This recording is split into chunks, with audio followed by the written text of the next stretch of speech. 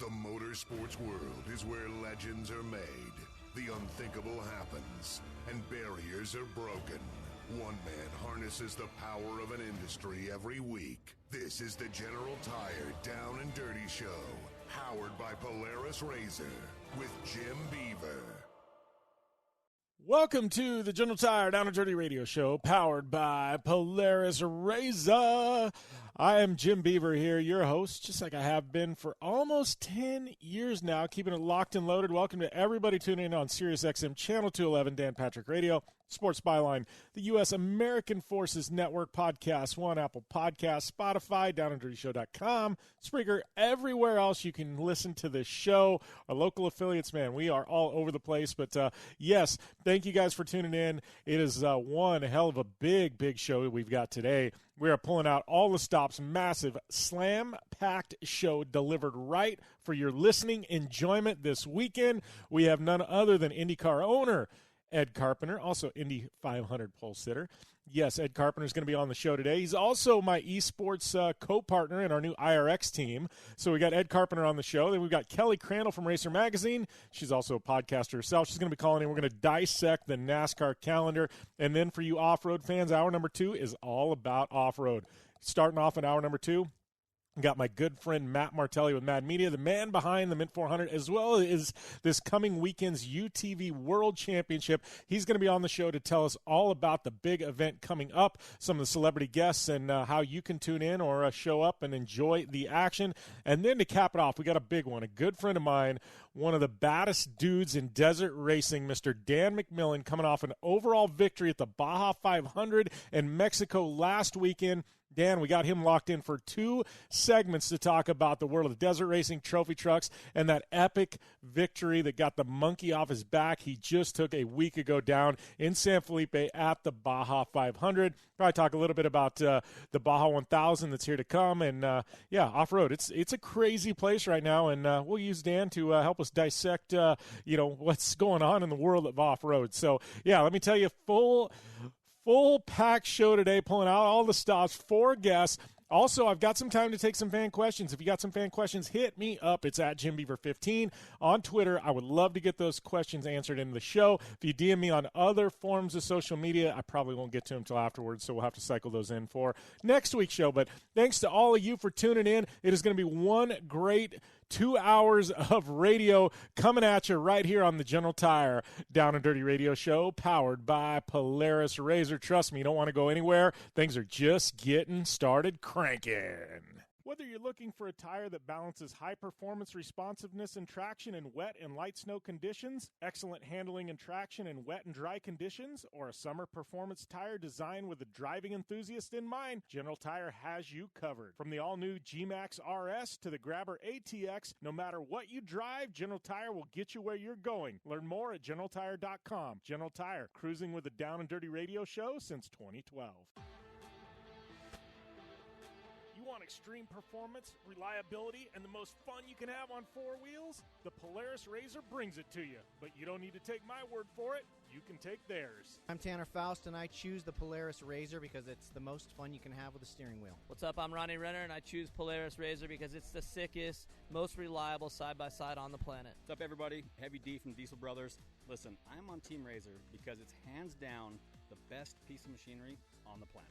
I'm RJ Anderson, and I choose Polaris RZR because it's the most fun, most capable machine. Action sports stars, TV personalities, and some of the best race car drivers in the world all choose Polaris RZR because it's the ultimate combination of power, suspension, agility, and fun. Find out more information on the web at PolarisRZR.com or follow at Polaris RZR on Facebook, Instagram, and Twitter, and use the hashtag RZRLife to share your story.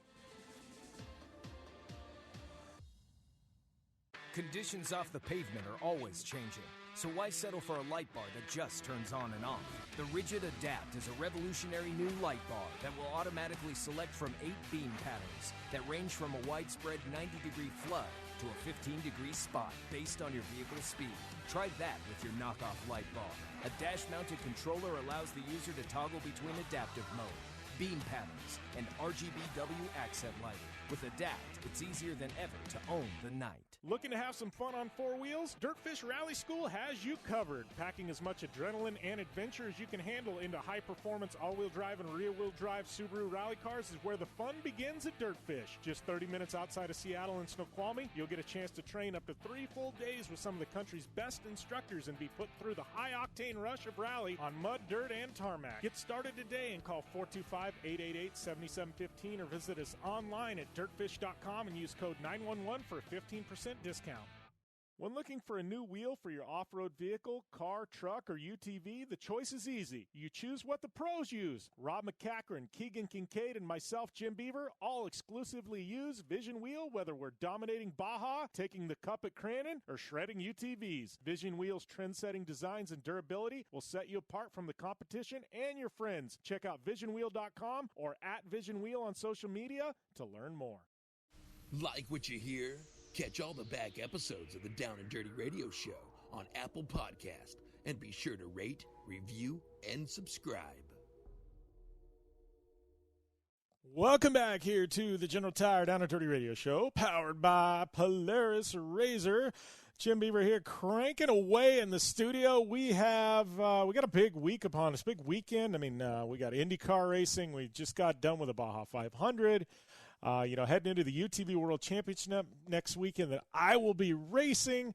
I mean, we are lock-loaded. It is, we got a lot going on in the world of motorsports. I mean, Crandall just wrapped up. We crowned some champions there in the Midwest. We've had some Ultra 4 racing. It was a big, big month of September. I mean, you start thinking about it. We had Lucas with a triple header. We had 2 Crandall events in addition to the big one there. On Sunday at Labor Day, obviously, between NASCAR, NHRA, everything else going on. And then, we got Formula D kicking back off and, Baja 500 going on. It's, Lucas Oil Off-Road Racing Series with that triple header we mentioned. I mean, we got some rally coming up. It's kind of crazy. Like we said earlier, we were doing this show this spring going, oh, this is crickets. We don't even have a whole hell lot to talk about. Now, it's almost like we got too much. In a show like this, we got 4 guests, and, we're trying to cram everything into a 2-hour show, and it definitely could be a 3-hour show this week, and definitely a good time to be a motorsports fan. That's for sure. And, that being said, though, I got the UTV World Championship coming up in a week, and, I haven't talked too much about it. We'll have Matt Martelli on in hour number 2 to talk about that event here on the show. But, big thing is I actually was able to go out and pre-run that earlier this week. Had my co-driver Bryant come with me, and then had Mia Chapman, who I manage. She's running the NA class, and her co-driver Erica Sachs, who's a world-class athlete. She came on, out too, and we went and did it. And I got to tell you, this is 29 miles of hell. It is a tough UTV course. I don't know that I've ever raced on anything quite like it. Some sections you'd almost think it's meant for a dirt bike. It's a little bit of rock crawling, some really, really technical type terrain, really tough to get around some of the corners in a 4-seat car like I was in. It's got me really excited for race day. I think it's definitely going to separate, the real racers from the pretenders. Let's put it that way. I mean, there's a lot of opportunities to destroy your equipment out there. And, I'm really, really kind of excited about it. It's not often that an all new off-road race and event comes to the world of off-road. It's few and far between. We've only got so much open land, so many opportunities to actually race. And for something like this, I mean, this terrain's never been raced on before. To actually be able to be put together and us go out and race it, I mean, that's got me pumped. It's got me amped. I mean, there's going to be one heck of a fun time come race week next week. And so, they've got all the festivities that you would see at the Mint, but it's, here for the UTV Worlds. And, it's going to be a fun event. So, I know we'll talk about it with Matt Martelli, but I'm just telling you, if you're in the area, head out to Lake Havasu this weekend. This coming weekend, check out the UTV Worlds racing on Friday and Saturday. You got the UTV Festival on Thursday. I think that extends through the weekend as well. But it's going to be probably one of the biggest events of the year. We got people coming from all over the country out, some of the best UTV drivers in the world, and I really, really think this one's going to be huge. I'm excited about it. I'm racing in a new division, so that's got me pumped as well. It's definitely going to be an epic good time, and can't wait to get out there and get things dirty in the dirt in Lake Havasu, especially on this crazy course that they've got laid out. So, that's kind of one of the big things that's coming up. But in addition to that, man, we got to talk. I'm an IndyCar guy. NASCAR, we're going to jump into that with Kelly Crandall, talking about that schedule. She's coming up here after the break. We're going to talk about the NASCAR schedule. But IndyCar switching it up, too, with their schedule and running something a little bit different. A little lighter on ovals, a little heavier on the road courses, bringing in that new race in Nashville. I got to tell you, Nashville's got me pumped. Pumped to get out there to Nashville. That brand new Grand Prix there. Unique, diverse track. I think unlike we've ever seen before in IndyCar. And running a little bit different format. A couple times in Indianapolis Motor Speedway on the GP course. Doubleheader at Texas. Obviously Long Beach is going to be back. Sorely missed that this year. But IndyCar pulling out all the stops, shaking it up, running an all new. An all-new schedule and calendar for next year. It's unfortunate for oval fans that they're going to be a little light on the ovals, but I really, really think this is shaping up to be one hell of a 2021 for IndyCar. And from what I understand too, it's going to be a lot of cars on the grid. I know most motorsports are hurting. It sounds like IndyCar may actually be expanding their grid and having more full-time entries in 2021. Which really is unheard of right now with sponsorship dollars, things like that. But it seems like IndyCar, they've got something good going for them, and seems to be working into their favor. And I know last week we talked about my good friend Zach Veach, big friend of the show, and he had lost his seat there at Andretti, and he's looking for a ride for next year. But sounds like James Hinchcliffe may slot in and take that next year if they can find the funding. But one of the bigger stories coming out is now with the McLaren team, Helio Castroneves is going to be filling in one of the seats there for an injured driver.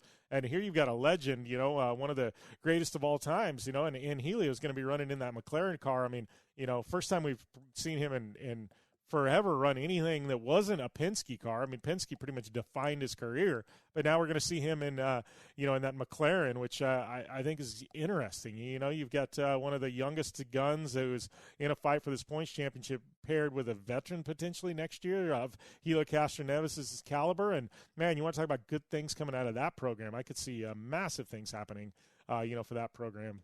A guy like Sebastian Bourdais, he's got to find, he's got a home full time there at AJ Foyt Racing next year. So, that's going to be some big news. But man, I don't know, IndyCar, it's going to be interesting. Now the big, I guess the biggest weight we've got is going to be potentially be the NHRA calendar and finding out what that looks like. I have no idea. I heard they're going to shake things up. Rumor is NHRA is really putting a plan in place to be successful for the long haul. They don't want things like 2020 to ever happen again. So I think we're going to see some changes to events formats and the way NHRA operates. But really excited to see what happens for them.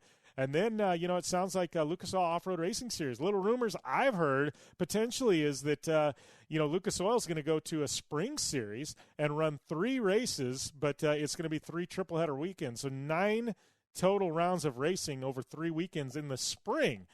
So drivers will be able to do that Lucas Oil Spring Series and then turn around and run the entire championship off-road calendar in the, in the summer and fall. Sounds like they're looking to expand their calendar past the 5 events they currently have and add a few more into the mix. So I think, off-road is going to be an interesting calendar, and I think for short course racers, might be the first time in a long time that they can run for a good portion of the year and, run 2 full championships and not have any conflicts, and I think that's going to be huge if that, in fact, actually does happen. And, to Lucas Oil's credit, making that shift, obviously they didn't have Pro 4s this year, but once they do make that shift, it's going to lend itself to allowing Pro 4s to run both series. So we may see Pro 4s back in action in the Lucas Oil Off-Road Racing Series, which has me really excited, and then we're also going to see, it seems like the UTV divisions, you got a great crop of UTV drivers, people like Corey Weller, Miles Cheek running on the West Coast. They don't run in the Midwest. You got the phenomenal drivers like Andrew Carlson, Jason Luberg, CJ Greaves. They don't run on the West Coast.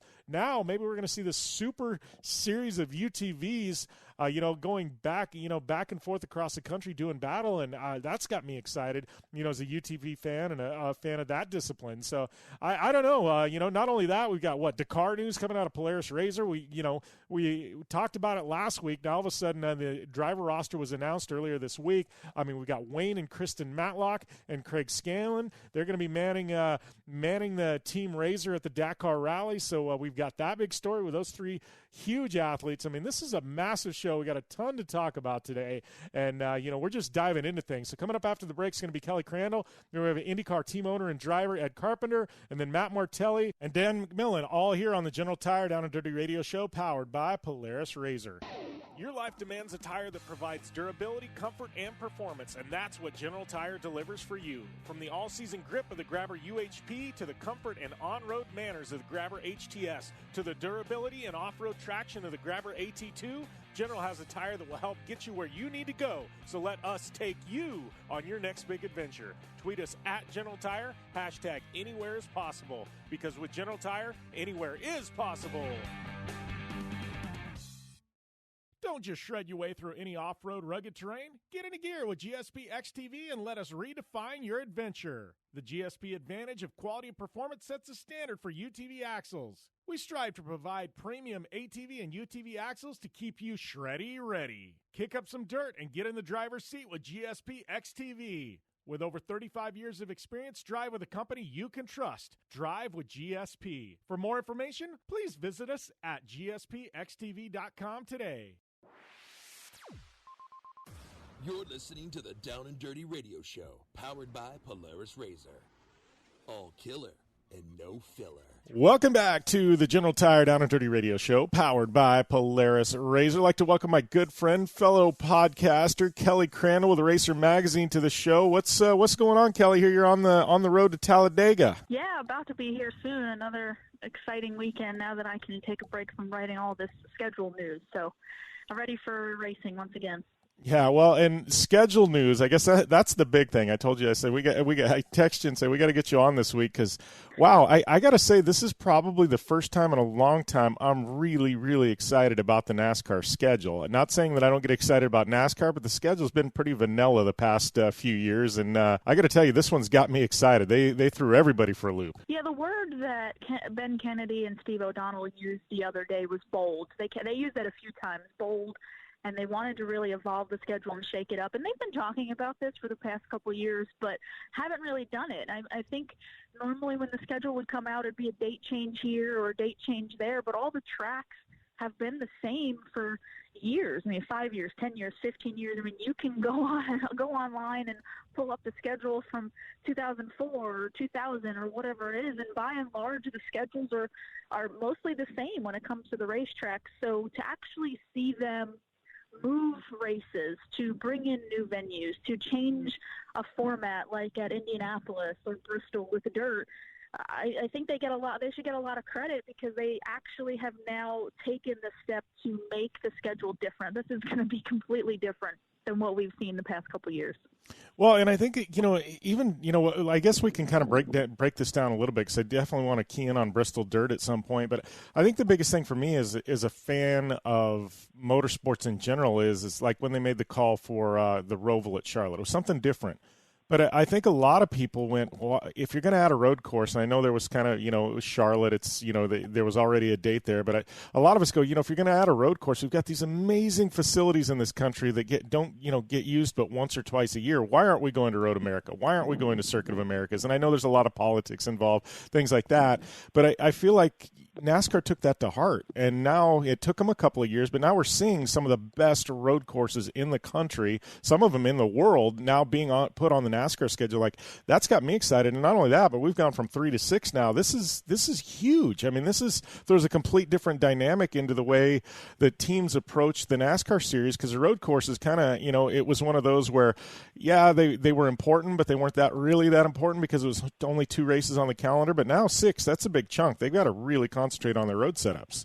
Well, you have to remember NASCAR handcuffed themselves a little bit when they did that 5-year track sanctioning agreement, so they really couldn't change much, and that's why I think you saw a change that they could make was the date that they had at Charlotte. They turned that into a Roval. Now that agreement is up, you're seeing the fact that they can actually go to new venues. So you get a Road America, you get a COTA, the Indianapolis road course.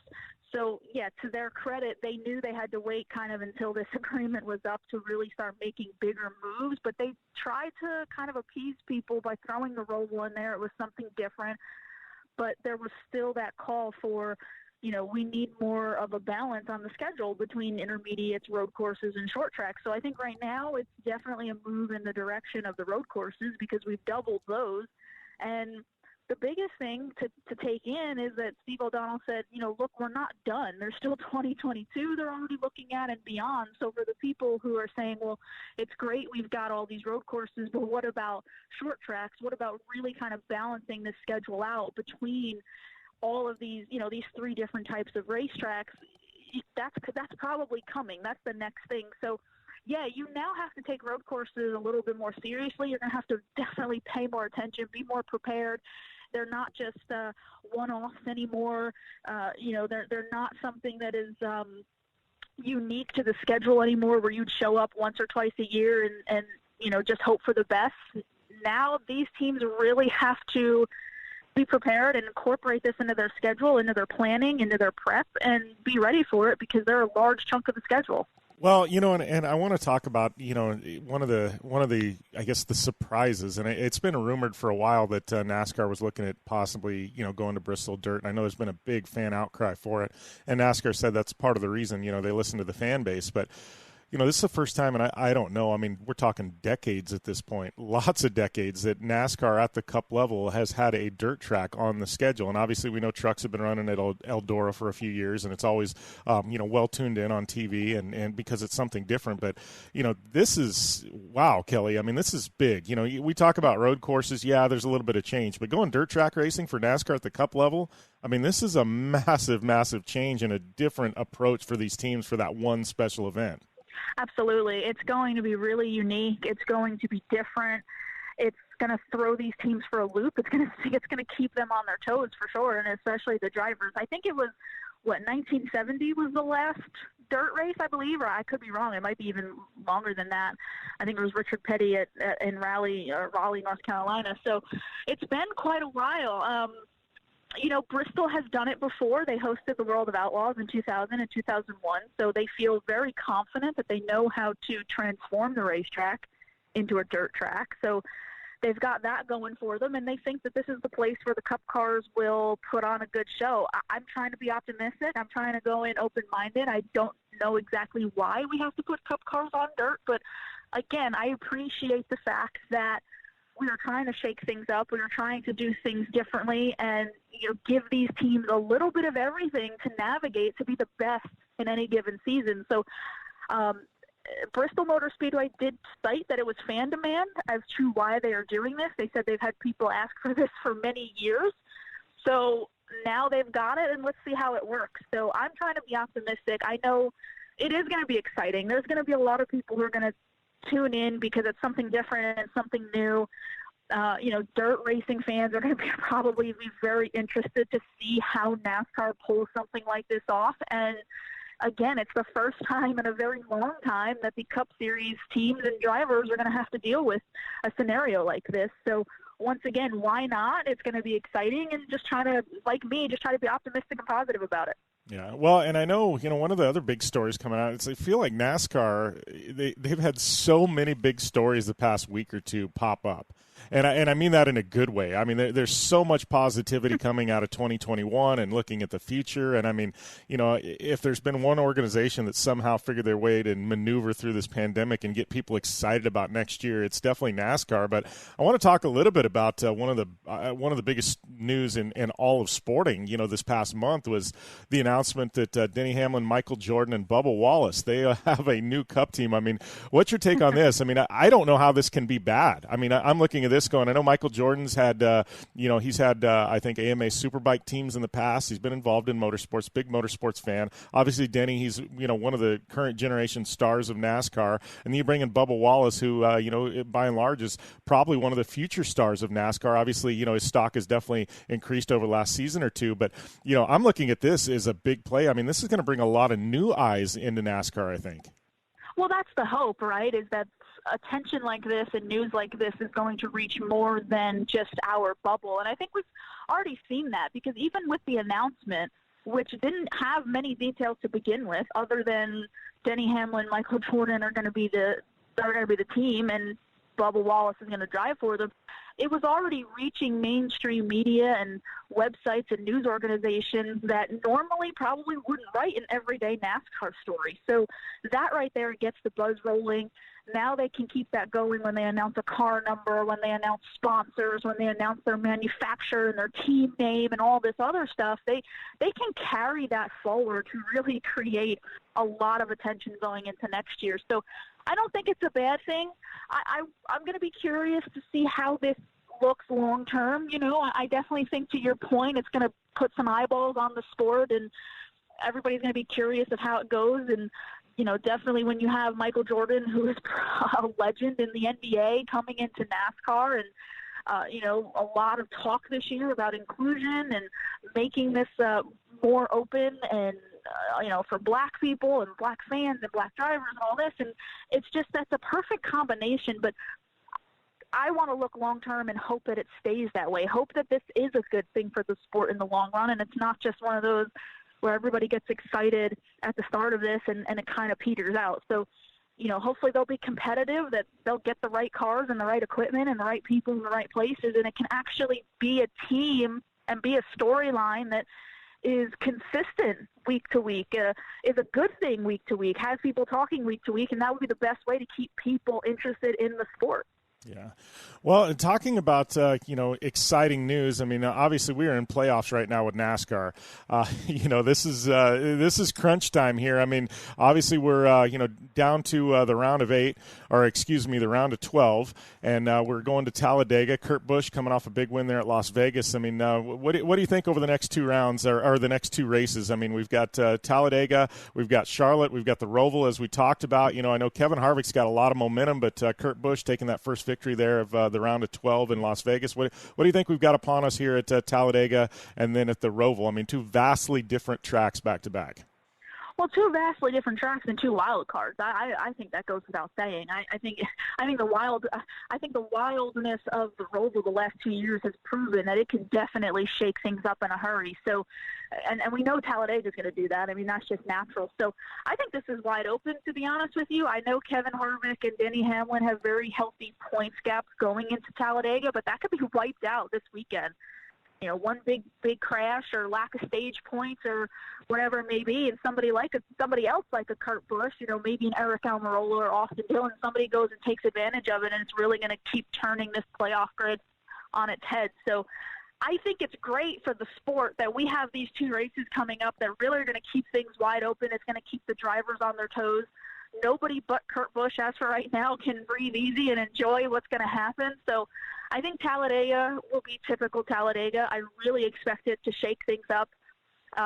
You know, I think we're going to have some accidents, of course. I mean, we had a crazy finish in the spring with Eric Almirola sliding backwards across the start-finish line and a photo finish. And I think this race will play into that. I think this race will play into the unknown. I think it's going to play into the unpredictability, and we could see somebody go up there and take advantage of it, or you can see somebody who's not a playoff driver go up there and do it. So there's a lot of X factors. There's a lot of variables this weekend that I think are going to really keep this playoff grid tight going into then the elimination race at the Roval. And again, as I said, the Roval's proven its worth. It's proven that it can shake things up. It could come down to the last lap and cars trying to get to the start-finish line damaged and people spinning in the final chicane. And I'm excited. Again, I think this is great. I think this round really, really shapes up nicely. NASCAR did a great job kind of positioning these races because, again, it's just going to keep everything wide open. Yeah, I agree. Well, Kelly, we are up against the time break, but it's always fun catching up. Thank you for calling into the show. Have some fun down there at Talladega. I'm looking forward to tuning in on TV, and I think the next 2 rounds between Talladega and Charlotte, the Roval, are going to be exciting. Absolutely. Well, I always appreciate you having me on. It's been very busy, exciting times, and again, I think that's going to continue Sunday, so appreciate it. And we'll be back after this on the General Tire Down and Dirty Radio Show, powered by Polaris RZR. I'm Polaris rider Jim Beaver. I race trophy trucks professionally, host a Down and Dirty radio show, and also travel the country announcing motorsports events. I've seen it all, and trust me, I've done most of it, so when it comes time to relax on the weekend, nothing is better than taking time with my family in our RZR vehicles. They've got the reliability I need to just pick up and go explore the desert, dunes, or trail, and have the capability to attack even the harshest terrain. If you're looking for some of the most reliable and safest, and hands down most capable off-road machines in the world, look no further than Polaris and their award-winning lineup of RZR vehicles. Whether you want your daughter to experience off-road driving for the first time in a RZR 170 like me, take the entire family out in a RZR XP4 1000 on the weekend, or shred the desert and dunes in the all-new RZR XP 1000 Fox Edition, Polaris has you handled. Take my advice and join me and some of the best drivers in the world by driving a Polaris RZR. Check out the full Polaris RZR lineup at Polaris.com or follow them on Facebook, Instagram, and Twitter at Polaris RZR. Your life demands a tire that provides durability, comfort, and performance, and that's what General Tire delivers for you. From the all-season grip of the Grabber UHP to the comfort and on-road manners of the Grabber HTS to the durability and off-road traction of the Grabber AT2, General has a tire that will help get you where you need to go. So let us take you on your next big adventure. Tweet us at General Tire, hashtag anywhere is possible, because with General Tire, anywhere is possible. When looking for a new wheel for your off-road vehicle, car, truck, or UTV, the choice is easy. You choose what the pros use. Rob McCachran, Keegan Kincaid, and myself, Jim Beaver, all exclusively use Vision Wheel, whether we're dominating Baja, taking the cup at Crandall, or shredding UTVs. Vision Wheel's trend-setting designs and durability will set you apart from the competition and your friends. Check out visionwheel.com or at Vision Wheel on social media to learn more. Looking to have some fun on four wheels? Dirtfish Rally School has you covered. Packing as much adrenaline and adventure as you can handle into high-performance all-wheel drive and rear-wheel drive Subaru rally cars is where the fun begins at Dirtfish. Just 30 minutes outside of Seattle in Snoqualmie, you'll get a chance to train up to 3 full days with some of the country's best instructors and be put through the high-octane rush of rally on mud, dirt, and tarmac. Get started today and call 425-888-7715 or visit us online at dirtfish.com and use code 911 for a 15% discount. Life is all about sound, the sound of sports, the sound of the racetrack, and the sound of your vehicle. Don't drive around listening to this. Drive around listening to the sound of performance. Gibson Performance. Gibson Performance Exhaust is the company who can turn this into this. Remember that life is all about sound, and Gibson Exhaust is the sound of performance. Check out your next catback exhaust system, headers, muffler, or UTV exhaust at GibsonPerformance.com and get more power and more sound. Like what you hear? Catch all the back episodes of the Down and Dirty Radio Show on Apple Podcast, and be sure to rate, review, and subscribe. Welcome back to the General Tire Down and Dirty Radio Show, powered by Polaris RZR. I would like to welcome, I guess, my co-team owner in the iRacing IRX series, Ed Carpenter, to the show. Man, what is happening, Ed? There's been a lot going on this year with COVID and schedule changes galore in IndyCar, and in the midst of it, I kind of got back to iRacing with IndyCar iRacing Challenge, which ultimately led me into the LCQ league that ended up having me teaming with you in the Rallycross Championship. So it's been a wild ride this year. Yeah, it definitely has been a wild ride. Had you done a lot of iRacing prior to the pandemic hitting and things like that? I know you said that's kind of what drew you back in. In previous, had you done a bunch, spent a bunch of time on the service at all? So way back in 2010 and 11, I spent quite a bit of time on there. Had our final child in 2012, and I put the iRacing rig in the attic and brought it out of the attic when the IndyCar thing started during the pandemic. And iRacing had come a long way. My computer wasn't really powerful enough to run the graphics anymore. So I bought a new computer, and now I've basically replaced everything. So yeah, I've gotten back into it. It's been fun getting back to it. At the time when I stopped doing it, my kids were just so young, and it was hard to find time. Now that the kids are getting a little older and are more active and don't need mom and dad quite as much for everything. I've been able to get clearance from Heather to get back on the rig a little bit. Yeah, well, and LCQ League, you guys are having a ton of fun over there. I know, it's something kind of Connor and Pastrana and those guys kind of spearheaded, but it looks like you guys, that's got to be something kind of different because you're not running against a bunch of sim pros. You guys are just a bunch of buddies out having some fun. Yeah, the whole thing is fun, and the way we formatted it with not knowing what cars we're going to drive or what tracks we're going to go to, kind of, it takes the pressure off of everyone to go out and do any prep or any homework and just go have a good time, try to entertain, the fans from all of our backgrounds. And I think it's gone over pretty well, and hopefully it's something that we continue to do here into the future.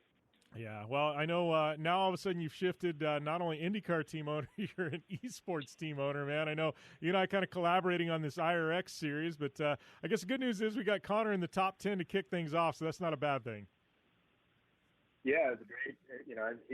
He had a good run to get into the final. It looked like Jake was on his way in a couple times in his heat in the LCQ, but it's pretty intense and aggressive racing in those cars, and weren't able to make it happen. But I think if we can put one of the four in the finals any given week, I don't think that's a terrible thing. Hopefully we can shoot towards 50% or higher moving forward, but it's a competitive series. Yeah, it definitely is. I think, just getting in that main event is going to be tough and tougher throughout the year, but looking forward to seeing the way that plays out. But let's talk a little bit about IndyCar. We'll go back to iRacing in a minute, Matt. I know, obviously, we're another big one. We're at Indianapolis Motor Speedway this weekend, and in the IndyCar series, you guys are getting ready to compete. I know, practice is going on. You guys are on track? I know practice doesn't officially start yet, correct? Or you guys are on track today, right?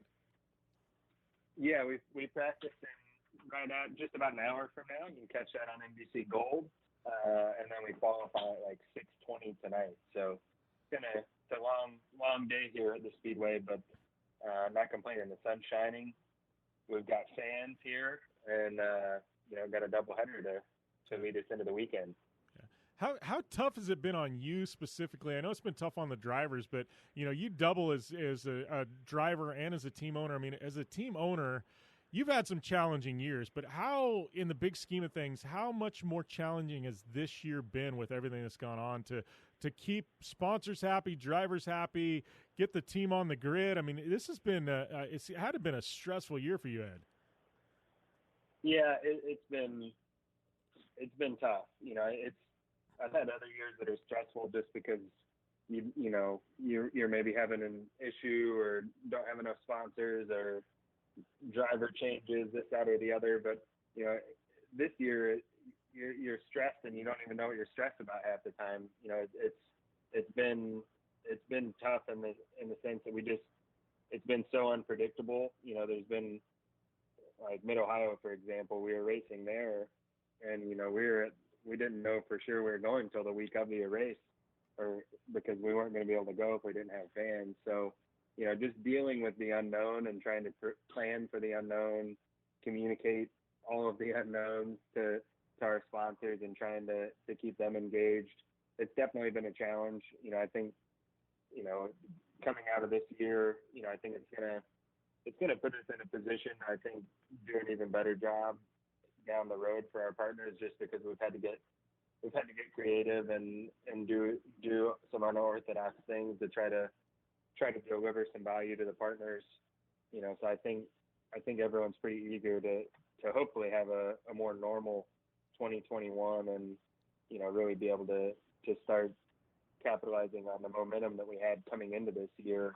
But COVID really has made it a challenge for our entire industry, IndyCar, NASCAR, all the motorsports. It's been a challenge.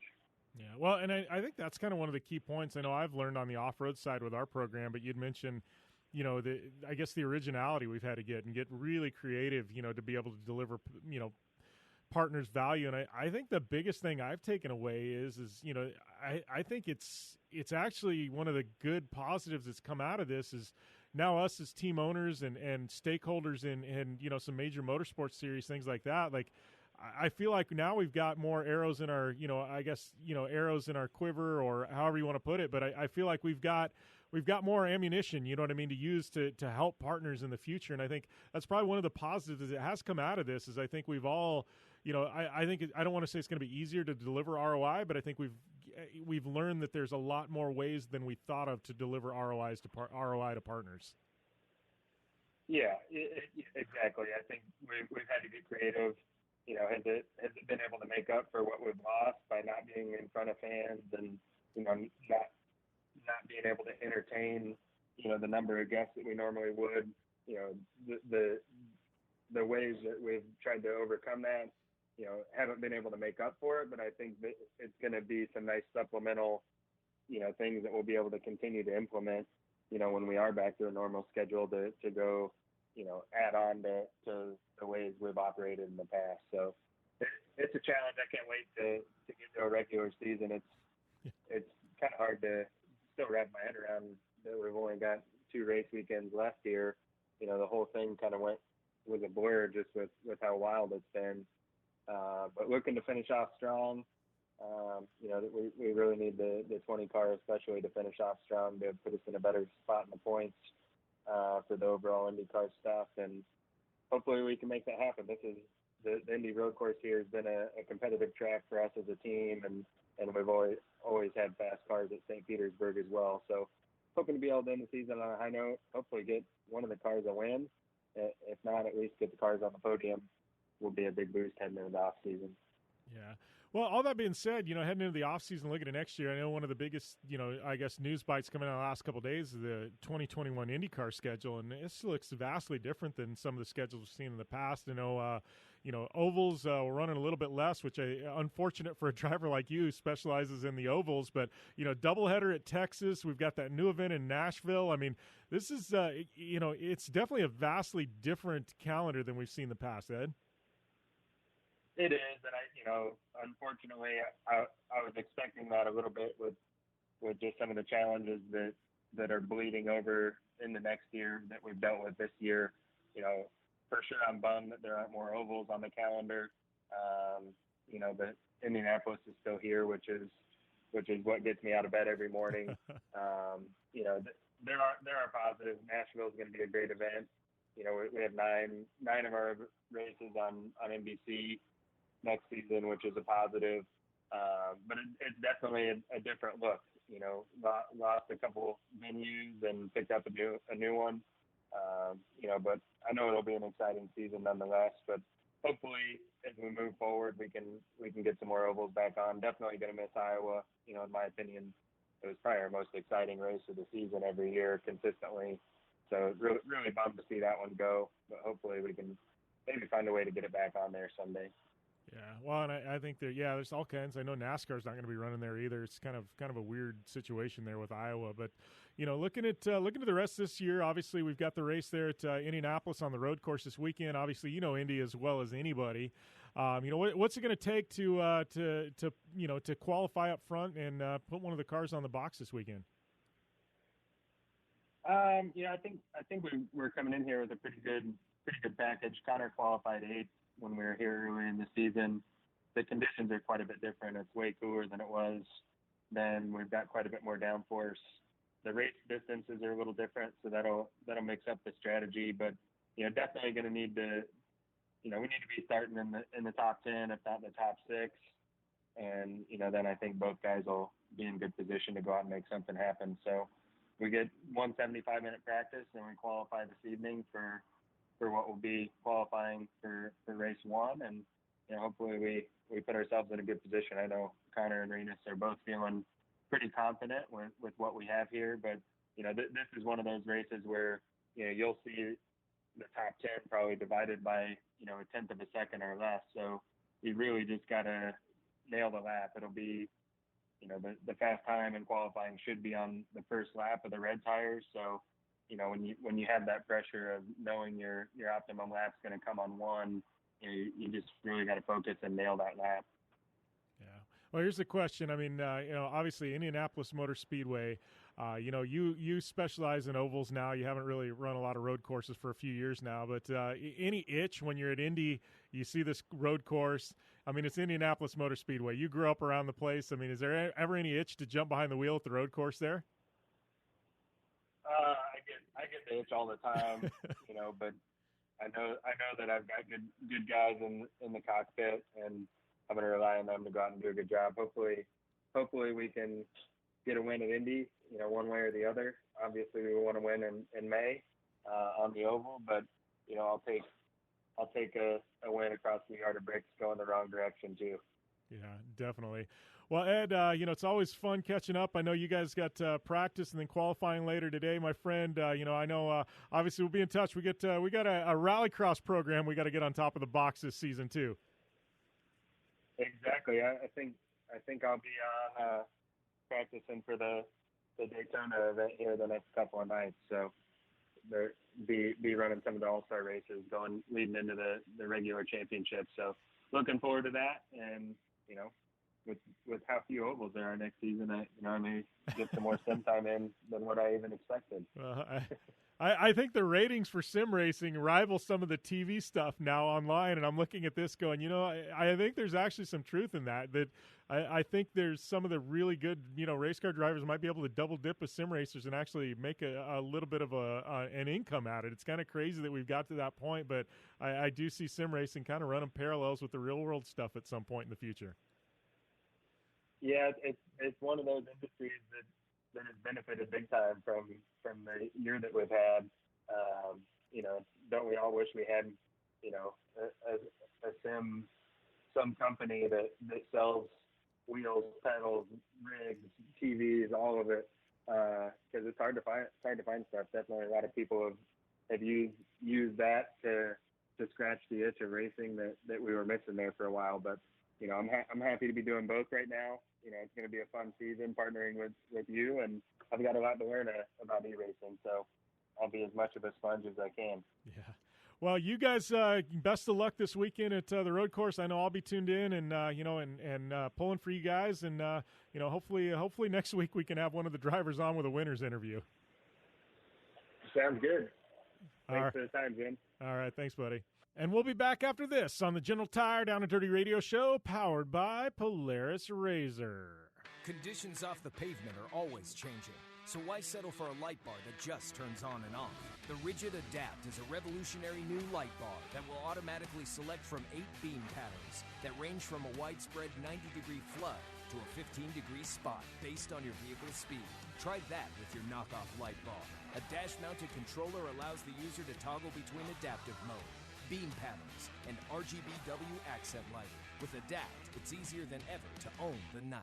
Don't just shred your way through any off-road rugged terrain. Get into gear with GSP XTV and let us redefine your adventure. The GSP advantage of quality and performance sets a standard for UTV axles. We strive to provide premium ATV and UTV axles to keep you shreddy ready. Kick up some dirt and get in the driver's seat with GSP XTV. With over 35 years of experience, drive with a company you can trust. Drive with GSP. For more information, please visit us at gspxtv.com today. Thanks for tuning in to the Down and Dirty Radio Show.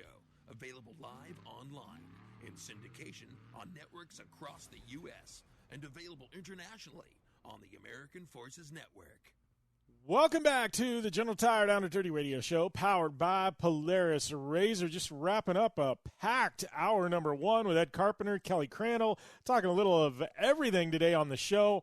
Hour number 2 coming up, man, is all off-road, though. We got Matt Martelli and Baja winner Dan McMillin coming up in hour number 2, so you definitely don't want to go anywhere. But speaking of going anywhere, we're all saying goodbye to summer, but we are saying hello to truck season. General Tire wants to help you get a jump on the winter weather because now, through October 31st, 2020, yep, that's Halloween, with a purchase of 4 new qualifying General Tire light truck and SUV tires, you'll receive up to a $100 Visa prepaid card. Total 11 different tire lines qualify for the promotion, including the Extreme Terrain Grabber X3 and the Aggressive All-Terrain Grabber ATX. Prepare to prove that anywhere is possible this truck season with General Tire. Additional terms and conditions apply, so for full details, visit GeneralTire.com. General Tire, driving the Down and Dirty Radio Show since 2012. And big thanks to General Tire. And, yeah, buy a set of tires. Get $100 to spend with that Visa prepaid card. Who wouldn't want that? I know, count me in on something like that for sure. But, yes, we are, just cranking away here on the show. We got a big hour number 2 coming up with Matt Martelli and Dan McMillin. I'm really looking forward to that Dan McMillin interview. This kid, we've had him on the show in the past. We've had his brother and his cousin on plenty of times. But Dan finally getting over the hump, taking a big victory at the Baja 500, and that has me uber excited to have him on the show because I got to tell you, you get an excited Dan McMillin. If you follow him on social media, you don't know what's going to happen, and I think chaos is going to ensue here in hour number 2 on the show. So if you got any fan questions for any of our guests, hit me up. It's at Jim Beaver 15 on social media. I'd love to get those cranking into the show and integrate it into hour number 2 because it is going to be a big one, that's for sure. So, yeah, I am going to take a short break here, get a little caffeine in the system, and we'll be back with more. Hour number 2 is going to be upon us right here on the General Tire Down and Dirty Radio Show, powered by Polaris RZR. Hang tight, it's going to be a hell of a ride. Extreme performance, reliability, and the most fun you can have on 4 wheels? The Polaris RZR brings it to you. But you don't need to take my word for it. You can take theirs. I'm Tanner Faust, and I choose the Polaris RZR because it's the most fun you can have with a steering wheel. What's up? I'm Ronnie Renner, and I choose Polaris RZR because it's the sickest, most reliable side-by-side on the planet. What's up, everybody? Heavy D from Diesel Brothers. Listen, I'm on Team RZR because it's hands down the best piece of machinery on the planet. I'm RJ Anderson, and I choose Polaris RZR because it's the most fun, most capable machine. Action sports stars, TV personalities, and some of the best race car drivers in the world all choose Polaris RZR because it's the ultimate combination of power, suspension, agility, and fun. Find out more information on the web at PolarisRZR.com or follow at Polaris RZR on Facebook, Instagram, and Twitter, and use the hashtag RZRLife to share your story. For 100 years, General Tire has provided tires for your lifestyle, your adventure, your anywhere. Born from competition, the Grabber tire offers the durability and off-road traction you demand in a tire. We put these tires to the test in the harshest off-road racing conditions to give you a tire that will make your anywhere possible. So let us take you on your next big adventure. Tweet us photos at General Tire, hashtag anywhere is possible. Because with General Tire, anywhere is possible. When looking for a new wheel for your off-road vehicle, car, truck, or UTV, the choice is easy. You choose what the pros use. Rob McCachran, Keegan Kincaid, and myself, Jim Beaver, all exclusively use Vision Wheel, whether we're dominating Baja, taking the cup at Crandall, or shredding UTVs. Vision Wheel's trend-setting designs and durability will set you apart from the competition and your friends. Check out VisionWheel.com or at Vision Wheel on social media to learn more.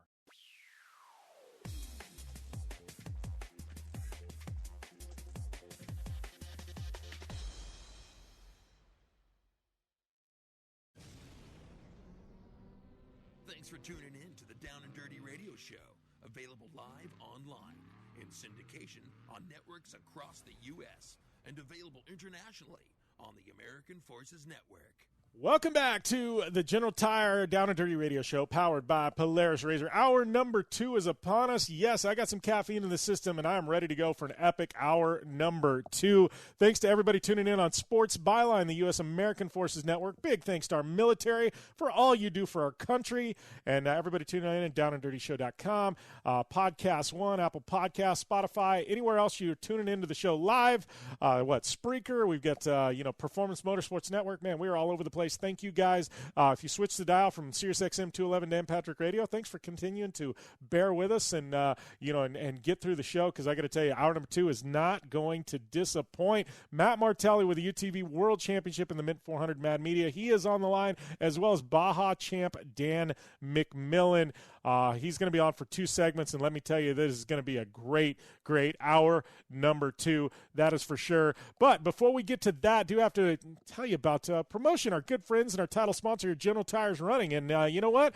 It is into summer. But you know what? We're saying hello to truck season. That's right. General Tire wants to help you get a jump on the winter weather, because now through October 31st, 2020, with the purchase of 4 new qualifying General Tire light truck and SUV tires, you'll receive up to a $100 Visa prepaid card. Total of 11 different tire lines qualify for the promotion, including the Extreme Terrain Grabber X3, the aggressive all-terrain Grabber ATX, and prepare to prove that anywhere is possible this truck season with General Tire. Additional terms and conditions apply, so for full details, visit GeneralTire.com. General Tire, driving the Down and Dirty Radio Show since 2012.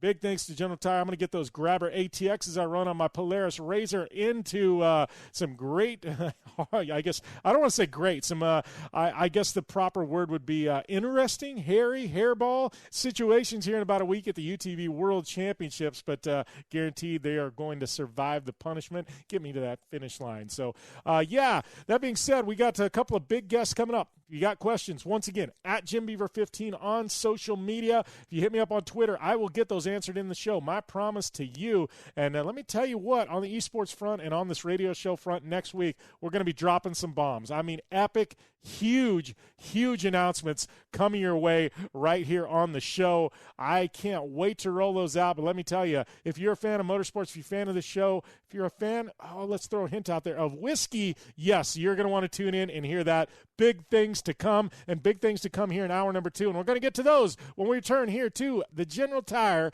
Down and Dirty Radio Show, powered by Polaris RZR. Get amped.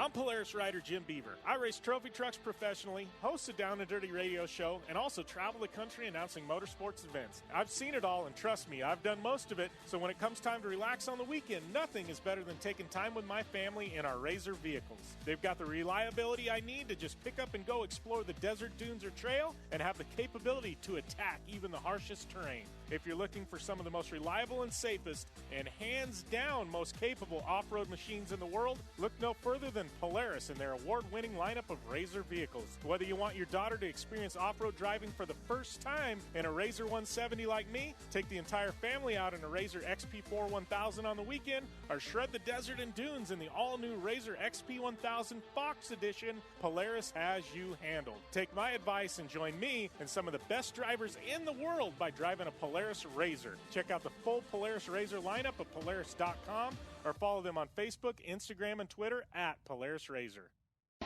Your life demands a tire that provides durability, comfort, and performance, and that's what General Tire delivers for you. From the all-season grip of the Grabber UHP to the comfort and on-road manners of the Grabber HTS to the durability and off-road traction of the Grabber AT2, General has a tire that will help get you where you need to go. So let us take you on your next big adventure. Tweet us at General Tire, hashtag anywhere is possible, because with General Tire, anywhere is possible.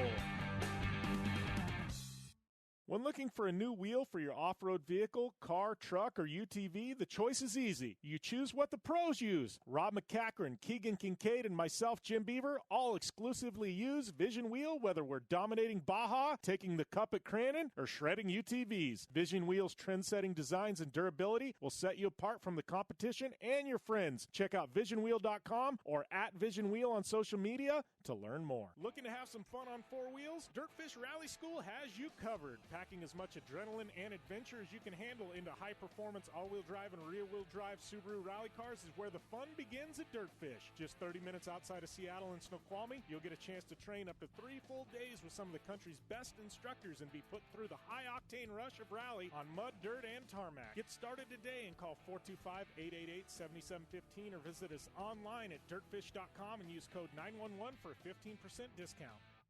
Life is all about sound, the sound of sports, the sound at the racetrack, and the sound of your vehicle. Don't drive around listening to this. Drive around listening to the sound of performance. Gibson Performance. Gibson Performance Exhaust is the company who can turn this into this. Remember that life is all about sound, and Gibson Exhaust is the sound of performance. Check out your next catback exhaust system, headers, muffler, or UTV exhaust at GibsonPerformance.com and get more power and more sound. Like what you hear? Catch all the back episodes of the Down and Dirty Radio Show on Apple Podcast, and be sure to rate, review, and subscribe. Welcome back to the General Tire Down and Dirty Radio Show, powered by Polaris RZR. I'd like to welcome my brother from another, Matt Martelli, to the show. Matt, what's happening, my friend? What's up, Jimmy? How you doing? You know, it's funny because as we're doing this, right before we did, I had a Facebook memory pop up, and it was your brother and I at Brian Deegan's last year doing that interview on site at Deegan's compound, and he and I tag teamed the interview with Brian. It's probably one of my favorite interviews I've ever done. You and I have tag teamed some stuff out at events and things like that, and I was like, I don't know, I was like, man, I hope this whole COVID thing gets gone and we can start doing some more of that collaboration and on site. We just need to start podcasting at people's shops, because that one we did with Deegan with your brother and I, it was just next level, man. And I was like, yeah, we need to get back in that groove. Oh yeah, I totally agree. I'm so over this COVID stuff, and you know, we've got a lot of history and a lot of friends, and it's great to get together with them face to face and just go through the history of racing with them and shooting content with them and everything. Yeah. Well, speaking of getting over COVID, I mean, I'm over it at this point, and I got to tell you, the UTV World Championship is over it, because we are racing here in about a week, buddy. Lake Havasu has opened up the doors. We are coming with the biggest, baddest UTV racers on the planet to Lake Havasu, 30 minutes from my house. Matt, I mean, this is what the industry needed. I think this is the shot in the arm. We've had a lot of events, but we haven't had a lot of events that were full open door, like come in, enjoy, fans, spectators, vendors, everybody coming. UTV Worlds is that event, buddy. Yeah, no, look, it's really going to be the first event back is what I would call it. I mean, obviously, you know, we're suggesting that everybody wear a mask and be safe and everything, but, you know, we're an outdoor event, and this week, the mayor basically came out and rescinded the mask order.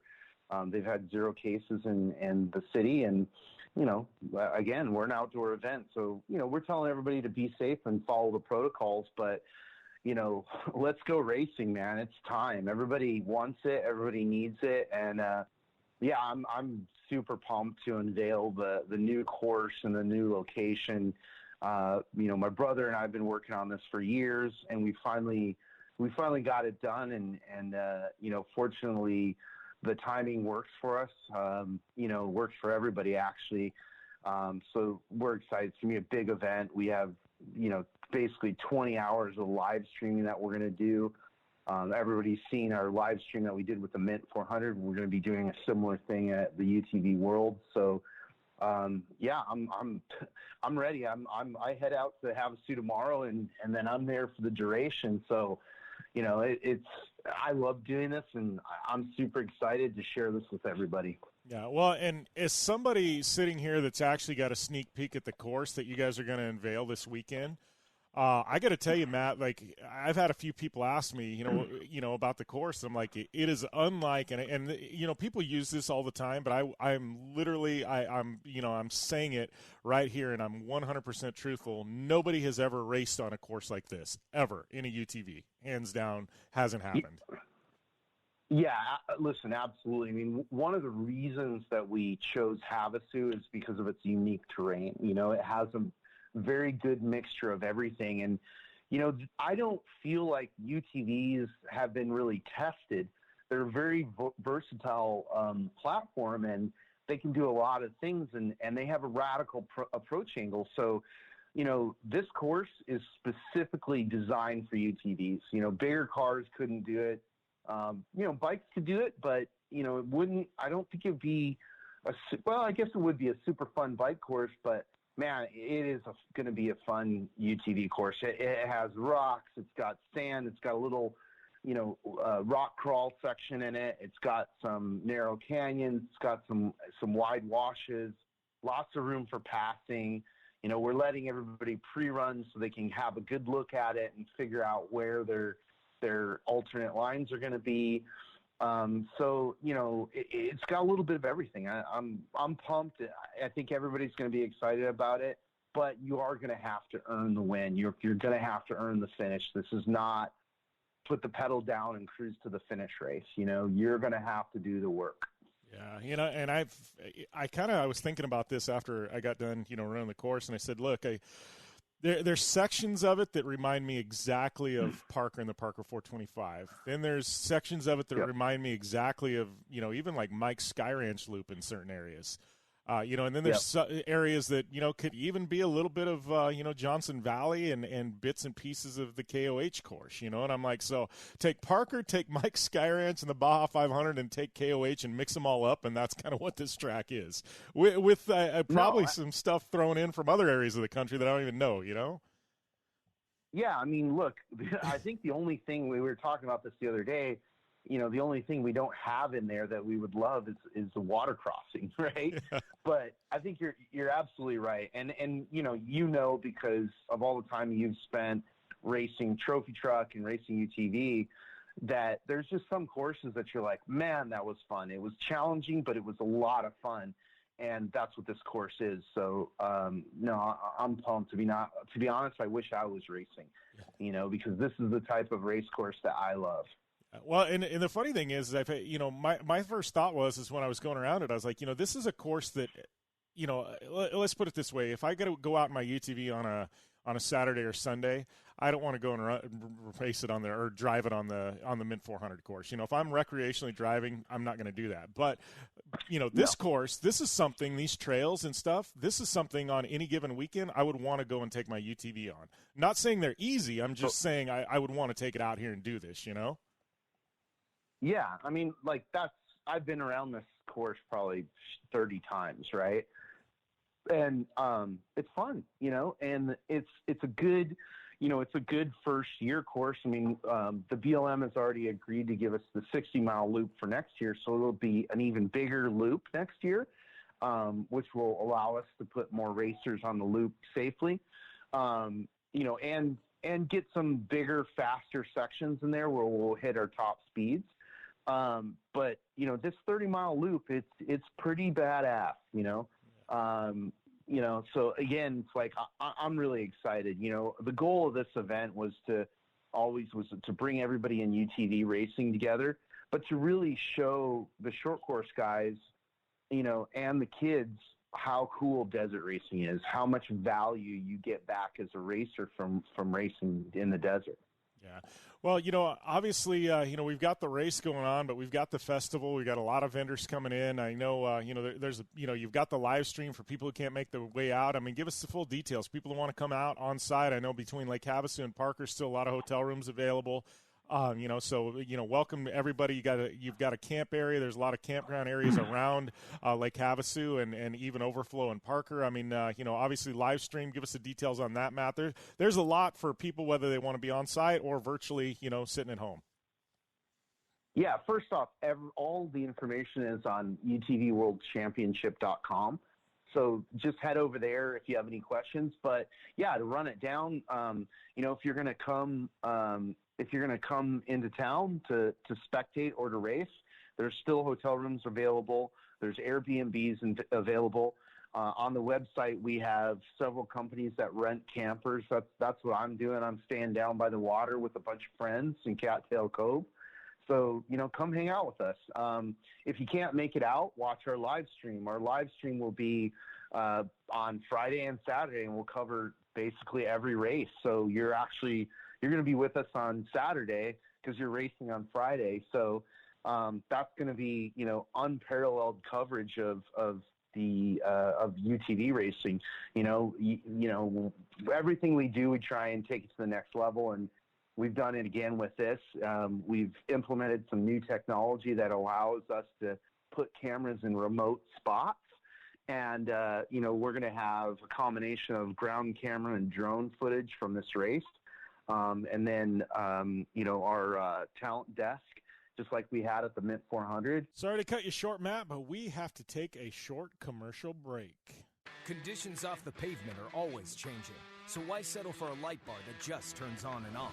The Rigid Adapt is a revolutionary new light bar that will automatically select from 8 beam patterns that range from a widespread 90-degree flood to a 15-degree spot based on your vehicle's speed. Try that with your knockoff light bar. A dash-mounted controller allows the user to toggle between adaptive mode, beam patterns, and RGBW accent lighting. With Adapt, it's easier than ever to own the night. Don't just shred your way through any off-road rugged terrain. Get into gear with GSP XTV and let us redefine your adventure. The GSP advantage of quality and performance sets a standard for UTV axles. We strive to provide premium ATV and UTV axles to keep you shreddy ready. Kick up some dirt and get in the driver's seat with GSP XTV. With over 35 years of experience, drive with a company you can trust. Drive with GSP. For more information, please visit us at gspxtv.com today. Thanks for tuning in to the Down and Dirty Radio Show, available live online, in syndication on networks across the U.S., and available internationally on the American Forces Network. Welcome back to the General Tire Down and Dirty Radio Show, powered by Polaris RZR. I'd like to welcome my next guest, who can call himself a Baja champion. It's been a while since we've had you on the show. Dan McMillin, man, welcome back, buddy. Hey, thanks, Jim. Thanks for having me.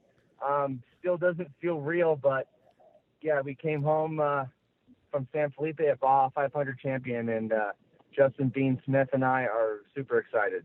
Yeah, well, I guess, you know, there you can win in trophy truck, right? Or in Best in the Desert and, you know, trick truck. Like, there's wins, but then there's a Baja win. And, you know, and I got to think, and even like this one, you know, it was at San Felipe. And to me, like, a Baja 500 win is just a little bit bigger than a San Felipe 250 win. I feel like this has got to be pretty damn special, man. Yeah, it's very special. You know, the two races that I remember the most growing up, we're always down in Baja, especially the 500 and the 1,000. San Felipe 250 is obviously a great race, and we thoroughly enjoy it. But the 500 and the 1,000 were the two that I remember the most, watching my dad and my grandpa and my uncle and all the legends like, you know, Rob McCackern and Robbie Gordon, who were at this race. And watching them race, you know, growing up trophy truck, you know, it was pretty special. So this win is definitely something that I'll never forget. And to win a 500 is pretty awesome. Obviously, the Baja 1000 is the Super Bowl of them all, but you know, this is like seems like the AFC or NFC playoff championship game, where you know it's a great step in the right direction for our team for the big one, and we couldn't be more excited. I couldn't be more happy. Yeah, well, and you know, talk about this race, because I know there's obviously COVID hit the country and hit Mexico and hit the Southwest U.S. just like it did everywhere else in the world, and it's been kind of score, you know, I feel really bad for them because they were dealt a bad hand this year. And, you know, I'm just happy and thankful that we were actually able to go racing down in Baja. And, you know, so I know there was a lot going into this. Obviously, an untraditional 500, this being run out of San Felipe instead of Ensenada. You know, I heard all kinds of swirlings about pre-running, things like that. I mean, you know, how was the event? I mean, obviously, you guys spent some time down there in Mexico doing some pre-running beforehand. Obviously, the race was there. I mean, it was different than an untraditional, you know, the traditional 500. I mean, you know, there was just a lot swirling around this event. I mean, what's your takeaway from all this, and how did things run, and how was the course compared to, you know, traditional 500? Well, I think to answer your first question, how was the race overall? I think the race went really, really well. Obviously, we won, but Score did a really good job at kind of keeping us, I wouldn't say under the radar, but doing all the COVID protocols. You know, having all the start and finish out at El Dorado Ranch was really nice. It limited the people going in. The town of San Felipe, I thought was awesome. I remember driving to the start line at 6 in the morning, and every gas station and OXXO and 7-Eleven was just packed out the door with fans. And I think the fans finally felt like something normal was back. Like you said, COVID hit and life kind of got thrown on its head. San Felipe was awesome. We brought all our own food as a team. We made the decision as a team to kind of bring our own food. We stayed in some hotels that had kitchens, so we did our own thing. We wanted to lay low and give that respect to the people. Of course, we wore masks in gas stations and where we needed them, but we did our part, and Score did their part, and I think the people of San Felipe really enjoyed it. The big question mark for our team was going to be the border wait, because we had heard nightmares about 8 to 10 hour border waits, and I think our guys were across in less than 2 hours, which is about normal for any Baja 500, Baja 1000 coming back. So really, I think the race went unhitched. I think it was a great sign of what was to come. I think the 1000 is going to be a great race, and I think I commend Score for doing it and putting it on. I know there's a lot of naysayers and a lot of people saying, well, they shouldn't have it. Well, at some point, I think, you got to make that call, and we wanted to go racing, and we were excited to go. Yeah. Well, let's talk a little bit about the course, because traditionally, I don't want to say the 500's an easier course, because it's definitely not. But yeah. San Felipe's brutal, dude. I mean, it's brutal. And now you go and, I mean, Score's been pushing the past couple of years, and it's not necessarily a 250 anymore. They're pushing into the 300 territory and even pushing a little bit further past that. But 500 miles at San Felipe, man. How was that on race day? I know you did, the first 330 miles, and then you handed the truck off. But that course, I mean, that's not a place you traditionally want to race 500 miles at. No, that was a very tough course, and I thought it was a very almost an interesting way for a welcome back to Baja. Here's a hell of a race course, and it was, like you said, it's brutal out there, and it's only getting worse. But the course started and went north, and we did a lot of lake bed, which was a lot of high speed stuff. All the way at the top at Mexicali, and then we just went down through all the stuff, all the rocks, all the washes, all the whoops, everything you can think of. It was thrown at us this race, and we start in Ensenada, we go down the beach, and you got a nice beach breeze. You kind of look over at the ocean, you kind of like, oh, this is really nice. And this 500 was like from green flag to checkered flag, was like, okay, just hang on, buckle up, and hold on, and go racing. And it was very untraditional. We're used to starting right there in front of the convention center in Ensenada, but I think this was a good step in the direction and a good sign for what's to come. And the course was just super, super rocky. We had one flat tire, but we got the BF Goodrich tires, and those things are just unbelievable what they can put themselves through. So we're excited on that. But the washes, we ran a lot of new washes, a lot of old stuff, new stuff, things we've never seen before. So the Score really went above and beyond to make the welcome back just that much more special. Yeah. Well, let's talk a little bit about, obviously, this is a big win for you. And I know, I saw the article that, Off-Road Racer did, and, they did a phenomenal job of kind of telling the story and stuff. But I hate to say you've had a monkey on your back, because I know, everybody likes to joke about fourth place finish, but I've said this on the show before. I'm like, you literally are probably one of the most accomplished drivers of the last 5-6 years. Like you're always there. I mean, there's nobody that's had the finishing rate and top fives that you've had. You just haven't been able to get over the hump and get that victory. But I mean, I look at your body of work the past 5 years, and I'm like, man, it rivals anybody in the sport. How was this for you to finally cross the finish line first and be like, all right, yeah, now we can move on? Yeah, no, it felt good.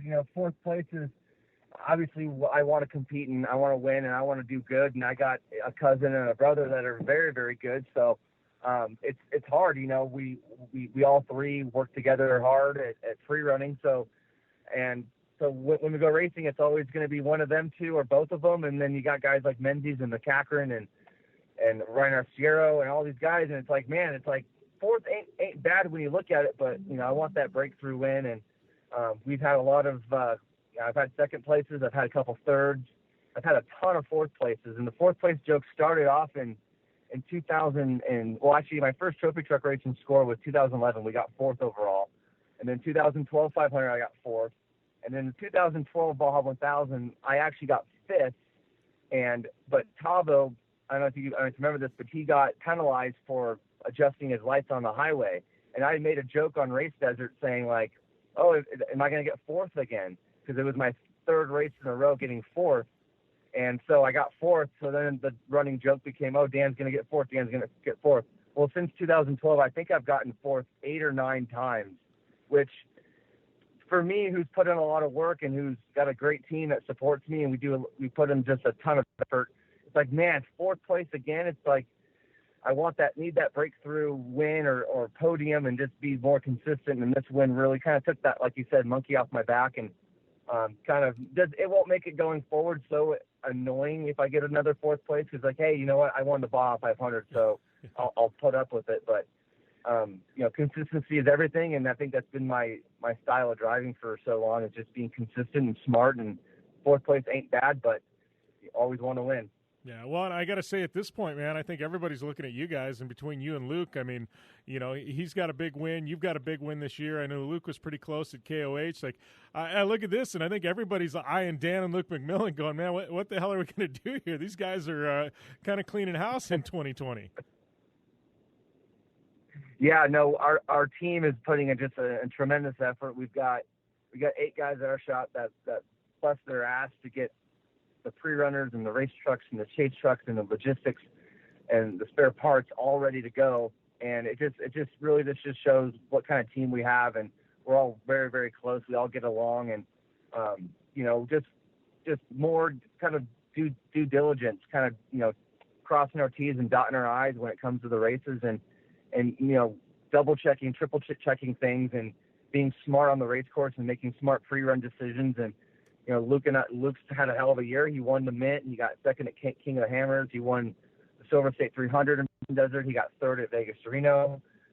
In fact, I think Luke and Luke's truck have had like 7 podiums in a row, starting from last year's 500 or last year's 1,000. So, and then the truck I raced got second at the Baja 1000 last year with Toby Price and Nasser Alitia. So that truck really knows its way around Baja, I'd say. But the team's putting in a great effort, and between Luke and I and a few other guys, it's going to be a battle at the 1,000. Yeah. Well, and that being said, I got a couple things. Let's talk about the 1,000, because now all of a sudden you win the 500, and dude, you're sitting in the pole position for the Baja 1000, man. I mean, that's as big as it comes. I mean, you know, how do you approach that, knowing you're the guy leading the pack now? Well, I tell you what, Jim, I'm pretty excited.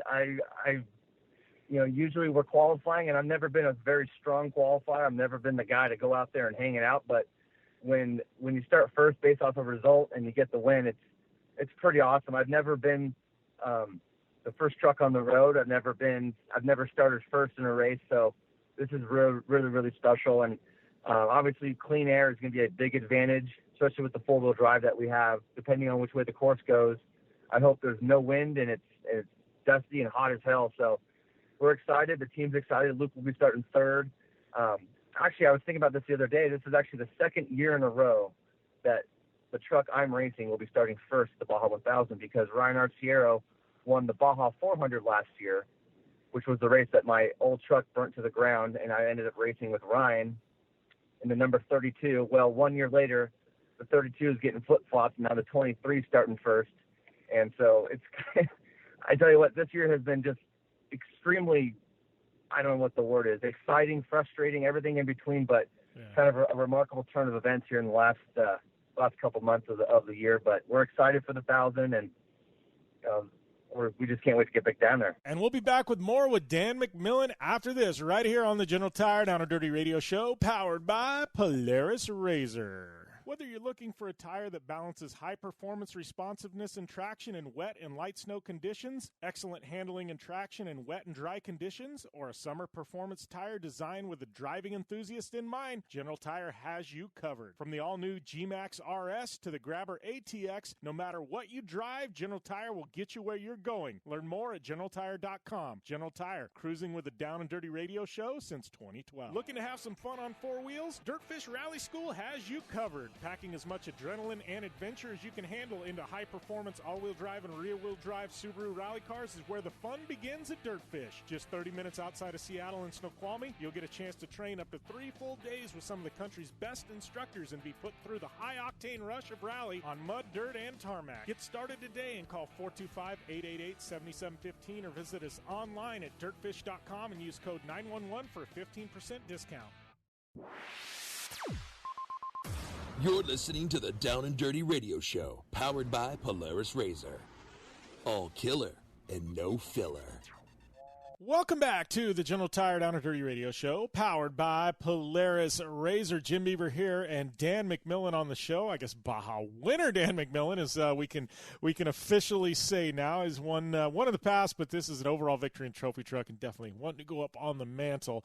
But before the break, Dan, we were talking a lot about racing, and you'd mentioned four-wheel drives and all-wheel drives and the technology that's that's been integrated into trophy trucks. I really want to key in on that because I think the past couple of years that's been one of the big storylines coming out of the unlimited truck divisions in off-road. The four-wheel drive starting to kind of emerge, and longest time they were kind of ticking time bombs. And I think that's why nobody ever ran them. And we go back to Herps, and we got what do we got, the McPherson truck and things like that. Nobody could ever really get them to live, but I think now we're seeing, like with you, I mean, they are there, and the stability of the platform is there, and you can get them to the finish line. And I mean, how big is that? Because you're a guy that's you've burned as many laps as anybody in a two-wheel drive truck. How has the switch been to all-wheel drive and the advantages that you have in a race like Baja?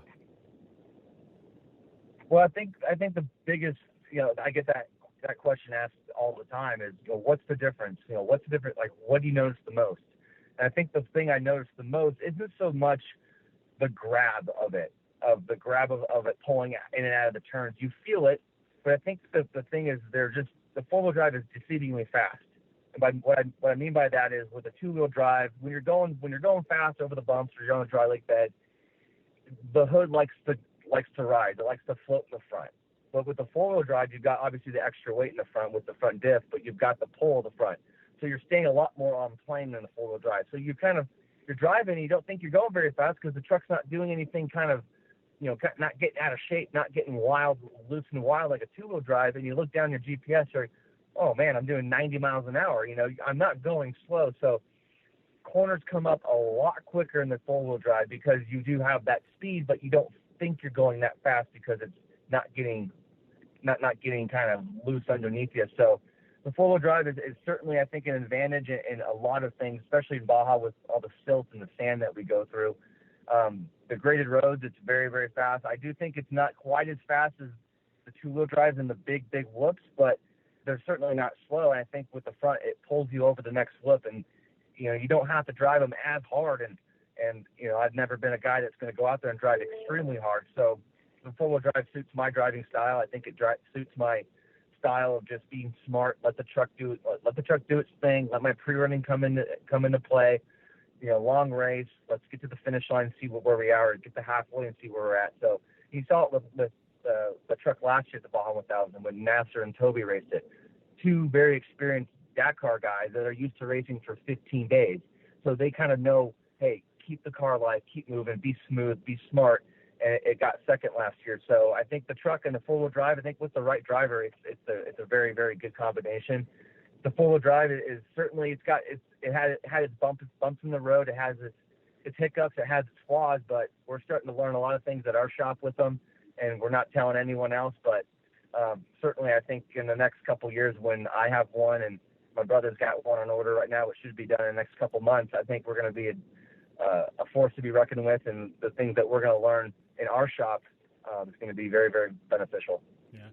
How has it been for you? I mean, obviously, you and your brother, you've got the same background. You guys are both at the top of the game right now. I mean, you can rank probably the top 5 guys in off-road, in regards to trophy truck, and you and your brother are definitely in the mix, How has it been for you guys? Because your dad, obviously, they had the unlimited programs and things like that. He could have started you out anywhere, but you guys started all the way down in 1,600 buggies, and he made you kind of learn and work your way up through the ranks to get where you're at. I mean, how does that come into play with the success that you and Luke are having now? Because you have, you've started out at the ground floor where you had to watch in a 1,600 car. I mean, everything, every last rock, whoop, bump, everything was about momentum, and it teaches you a driving style, and then you move up through the ranks. And I think a lot of people that start out in the unlimited cars, they don't have to get that, they don't get the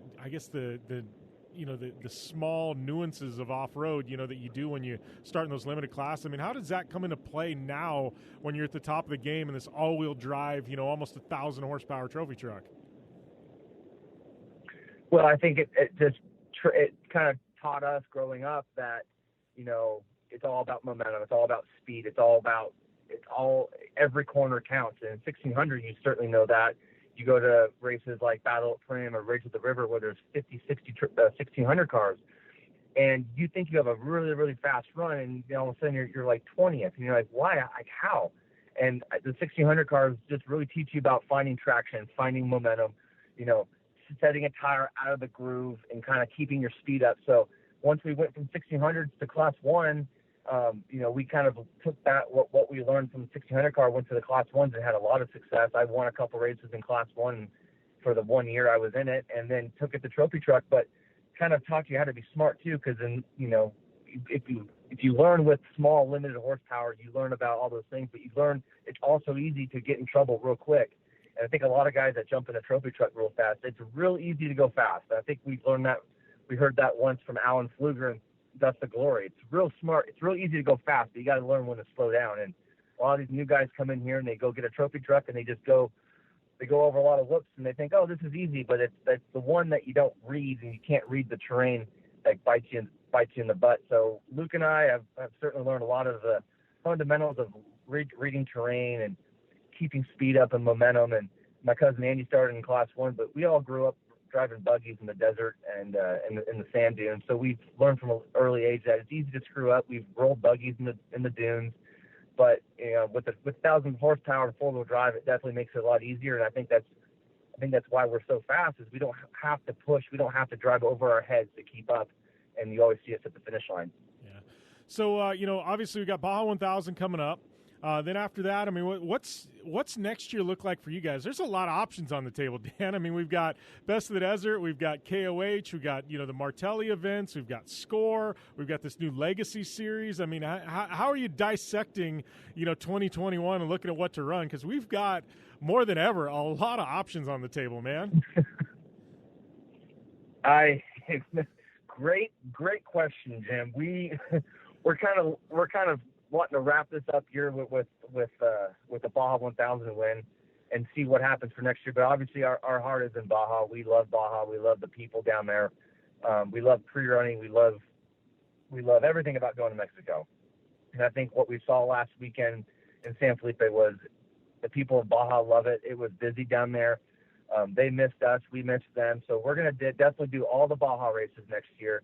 And then as far as any sort of race here in the States, like you said, we've got quite a menu to pick from. We've got Best in Desert. We've got the Legacy Series, which is new. We've got the Mid 400 with the Martellis. We've got King of the Hammers with Dave Cole. We've got just a ton of things to think about. And so, really, we don't really know what we're going to do here in the States. We'd love to do them all, but budget reasons and time constraint really doesn't allow us to do that. So our focus next year is certainly all of Baja for the Score Series, and then kind of we'll see how the end of this year wraps up, and we'll make a decision, because there's like 5 or 6 races in like a 3-month period. So you got to pick them wisely and go with your gut and go. Yeah. How about I know I see you and your dad. He loves making the annual trip back to Crandon. I know you guys have a ton of fun. You ever had the itch to get behind a Pro 2 or something like that at Crandon, Dan?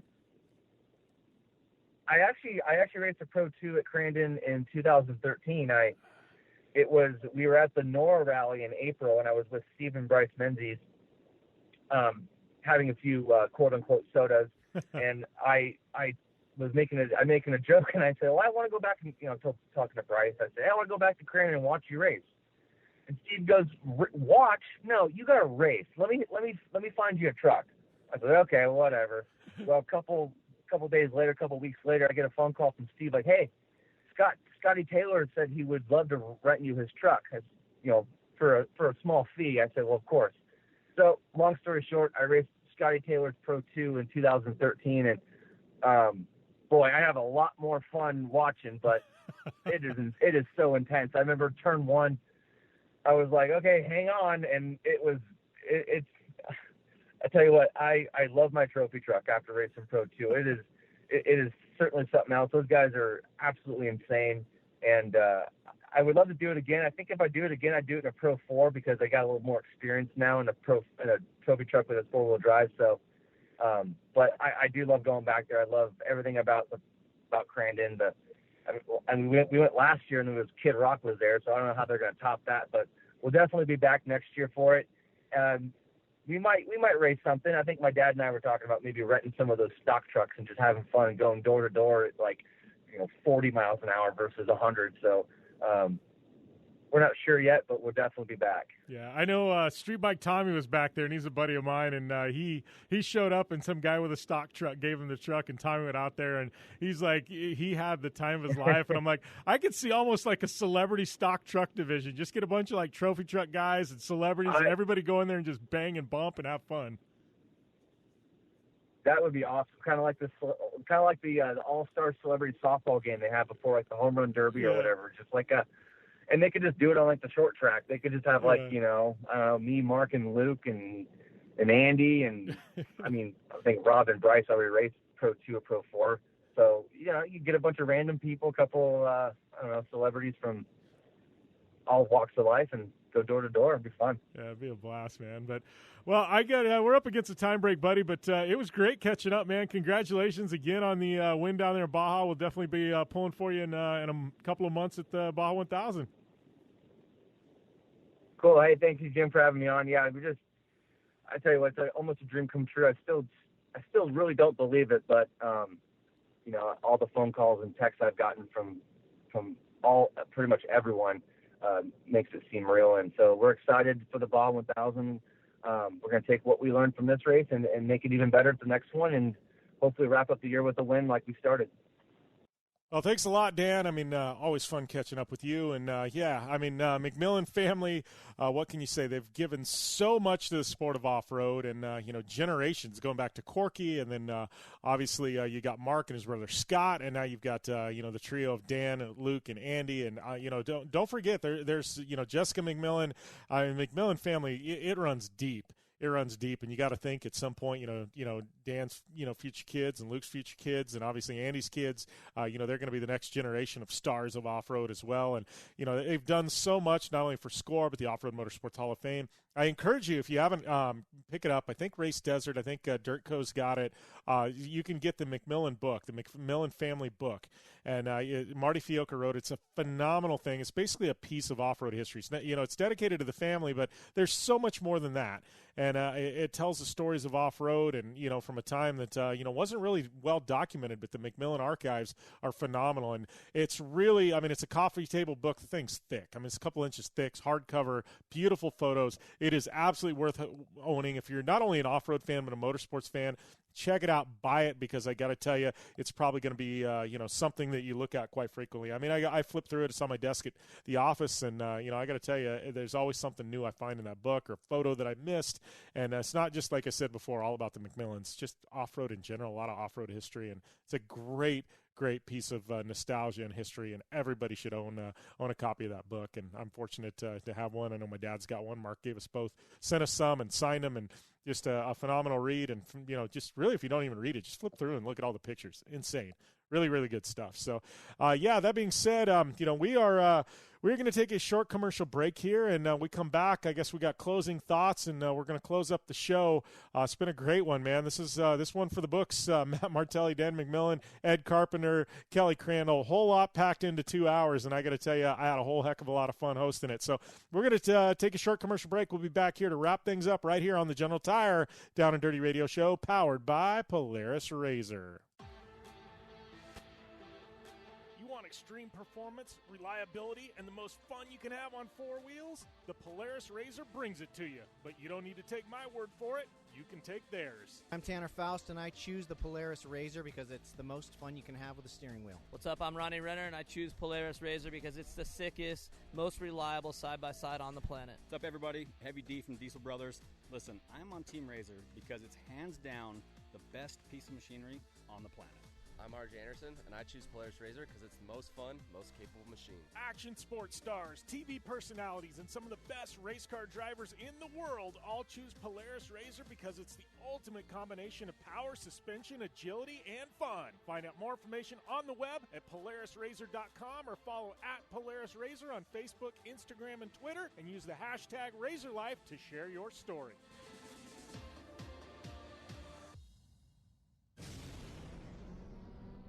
Thanks for tuning in to the Down and Dirty Radio Show, available live online, in syndication on networks across the U.S., and available internationally on the American Forces Network.